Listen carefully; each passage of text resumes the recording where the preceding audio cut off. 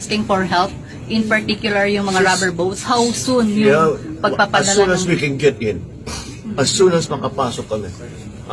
We will be doing that, and we are now beginning to marshal our assets, like for example rubber boats hanggang Mindanao. Kukunin na muna namin, dadali namin dito sa area na pangangailangan.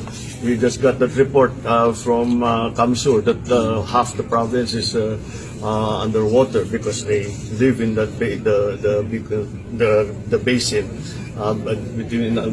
within Albay and Kamsur. Kaya yun ang talagang tinatamaan lagi ng baha. So as soon as we can, we will go in. As soon as we can. Kung kailangan, di naman mailipad ng helicopter yun. So kailangan truck ang magpapasok. Oo. So as soon as mag-clear, alam naman ng DPWH ang nagawin nila. Nakamonitor naman sila. Nandun naman ng mga tao nila, mga regional officers, para magsabi when they can come in. So that's what we're waiting for now. So wala we are at the mercy of the weather, as we always are.